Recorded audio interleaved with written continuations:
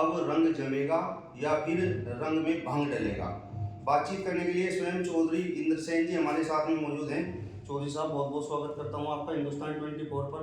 हिंदुस्तान 24 का भी, विपिन चौधरी जी आपका भी और आपके टीम का और सभी दर्शकों का बहुत बहुत धन्यवाद, स्वागत है। चौधरी रुद्रसेन और चौधरी इंद्रसेन को लखनऊ बुलाने के लिए अखिलेश यादव ने अपना प्राइवेट प्लेन भेजा, तो ये जरूरत आखिर क्यों पड़ी?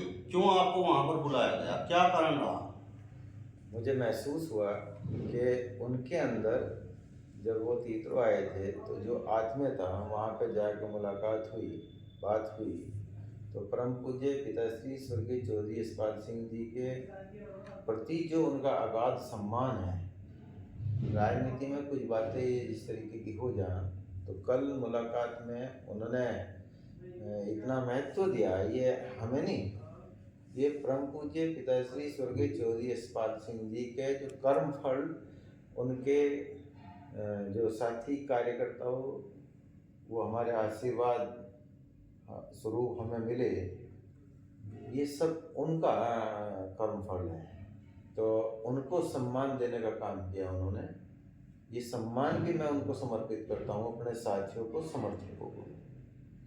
और उन्होंने वहाँ पे बुलाया, वो आत्मीयता उनके अंदर जिस तरीके का भाव में, और जो सभी बातें वहाँ पे खुल के हुई और उन्होंने कुछ बातें हमारे सामने रखी, तो उससे हम जो है ये संतुष्ट हुए और साथियों, समर्थकों की भावनाओं से मैं भली भांति परिचित हुए और भविष्य में जिस तरीके से उन्होंने साथियों और समर्थकों के लिए संदेश दिया, वो इस तरीके से भावुक होकर पहले कभी उन्होंने नहीं दिया। अब की बार वो भावुक थे बहुत ज़्यादा।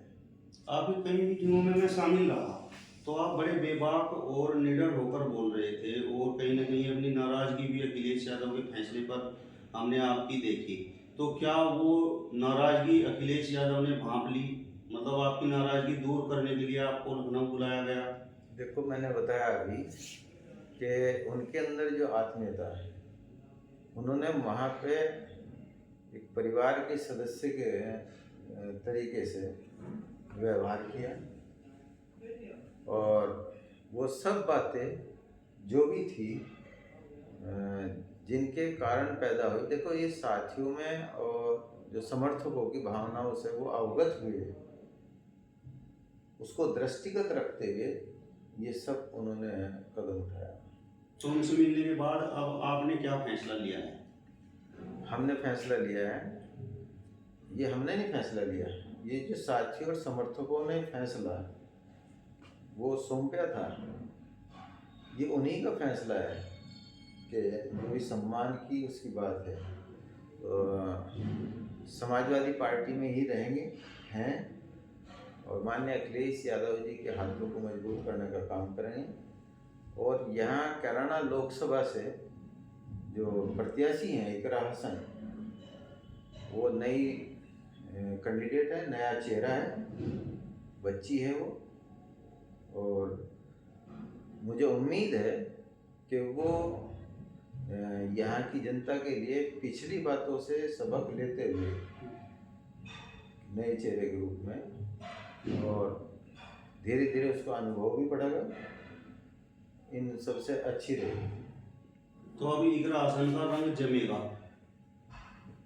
इकरा हसन का रंग जमाने में यहाँ की जनता, हमारे साथी समर्थक कोई कोर कसर बाकी नहीं छोड़ेंगे। यहाँ पे जो समाजवादी पार्टी प्रत्याशी हैं माननीय अखिलेश यादव जी और हमारे परम पूज्य पिताश्री स्वर्गीय चौधरी यशपाल सिंह जी के जितने भी तमाम उनके अनुयायी है सर्व समाज में, मेरी उनसे भी अपील यही है कि जो सम्मान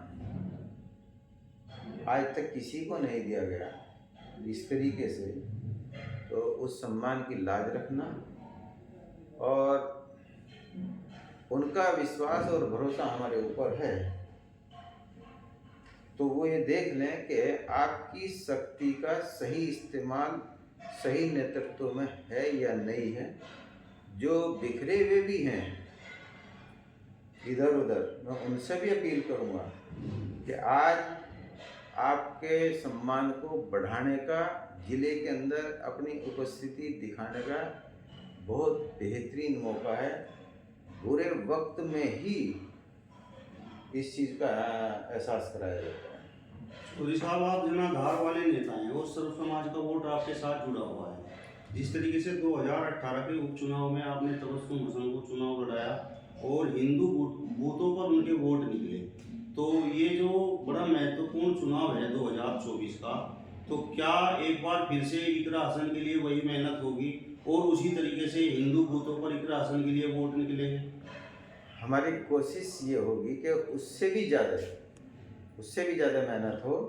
हमारे साथियों पर, समर्थकों पर हमें पूर्ण विश्वास है कि मैं अब की बार जो थोड़ी बहुत कोई और कसर उस वक्त रह गई होगी उसको भी पूरी करेंगे। जिस तरीके से हसन परिवार के प्रति भी आपकी थोड़ी नाराजगी कई मीटिंगों में दिखाई दी, तो अब अखिलेश यादव जी से मिलने के बाद वो सब समाप्त हो गया, नई शुरुआत हो गई? वो कोई महत्व नहीं रखता। वो पिछली बातों को मैं अब क्योंकि जो कहना था मैं कह चुका, अब तो नई शुरुआत है। वो सब समाप्त हो गया। वो समाप्त। तो इकरा हसन के लिए चौधरी इंद्रसेन केवल गंगो विधानसभा में वोट मांगेंगे या पूरी कैराना लोकसभा पर अपने समर्थकों के बीच पहुंचेंगे? मैं तो पूरी कैराना लोकसभा की बात कर रहा हूँ। जहाँ भी जो भी हमारे समर्थक हैं, साथी हैं, परम पूज्य पिताश्री स्वर्गीय चौधरी यशपाल सिंह जी के अनुयायी हैं, उन सभी से अपील करता हूँ कि वो इस चुनाव को अपना चुनाव समझें। इकरा हसन का चुनाव नहीं है ये हसन परिवार का चुनाव नहीं है, ये सभी का हमारा चुनाव है, हमारे साथियों का, समर्थकों का, सभी का चुनाव है। ये अपना व्यक्तिगत चुनाव समझ के करें। प्रधानी के तरीके से जो है गांवों में रह के, गांवों में अपने बूथों को मजबूत करें, आपसी मनमुटाव उस सबको दूर करते हुए प्रोग्राम हो, वो जा रहे हैं गाँव में तो बढ़ चढ़ कर उसमें हिस्सा लें। आपने अभी कुछ दिन पहले एक मीटिंग में कहा था कि इधर भी कुआं है और उधर भी कुआं है। आपने एक ऑप्शन छोड़कर रखा था, तो वो ऑप्शन छोड़कर किसके लिए रखा था? क्या वो इकरा हसन के लिए छोड़कर रखा था? आप कुआं प्रदीप चौधरी और श्रीपाल राणा को बता रहे थे। नहीं, इधर भी कुआं, इधर भी कुआं, मैंने जो कहा था। अब देखना उसमें था कि कौन से कुएं का पानी पीने लायक है। मैंने ये भी कहा था कि भाई जो उसी में जो हरड़ से लग रहा था पहले, वैसे पानी निकाला जाया कर रहा था, तो जिसका पानी समाप्त भी नहीं होता पहले, ऐसे कुएं हुए करे थे। तो स्वाभाविक सी बात है, जो ये कुआं है इसका पानी जो है वो सब पिएंगे, मिठास भरा है, खेती भी उपजाऊ होगी और उर्वरा शक्ति भी बढ़ेगी। चौधरी साहब, अगर चौधरी रुद्रसेन और चौधरी इंद्रसेन पूरे मन से अपने समर्थकों को एक आवाज़ दे दें, तो यहाँ पर राजनीति के जानकार लोग ये कहते हैं कि चुनाव परिणाम बदल सकते हैं। तो जिस तरीके से एक तरफ भारतीय जनता पार्टी है और एक तरफ समाजवादी पार्टी कांग्रेस का गठबंधन है और एक तरफ बसपा प्रत्याशी भी है, तो क्या इस सीट पर गठबंधन प्रत्याशी इकरा हसन के लिए चुनाव परिणाम बदलेंगे? मैं तो परमपिता परमेश्वर पर विश्वास करता हूँ और परम पूज्य पिताश्री स्वर्गीय चौधरी यशपाल सिंह जी के जो आदर्श हैं, सिद्धांत हैं, ईमानदारी, सच्चाई, उन पर चलते हुए मैंने पहले भी कहा था कि जिसका भी करेंगे खुल्लम खुल्ला करेंगे, तो मन से ही नहीं, हम दिल से भी करेंगे। अब इकरा हसन आपके पास आए, नाहिद हसन आपके पास आए या ना आए, लेकिन आप समाजवादी पार्टी की प्रत्याशी इकरा हसन के पक्ष में खड़े हो गए हैं। बिल्कुल, इसमें कोई दो राय नहीं है। और उधर गठबंधन से सहारनपुर सीट पर इमरान मसूद चुनाव लड़ रहे हैं और आपने कहा था कि वो हमें आरएसएस का बताते हैं और मैंने- उनके लिए हम आरएसएस से भी बड़े कट्टर हिंदू हैं। मैं आज भी उस बयान पर कायम हूँ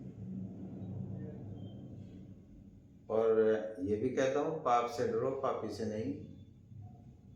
वो लोग अपने अंदर सुधार करें।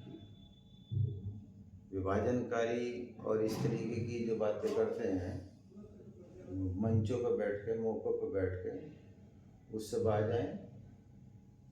तो जब तक वो इन चीज़ों से बाज नहीं आएंगे तो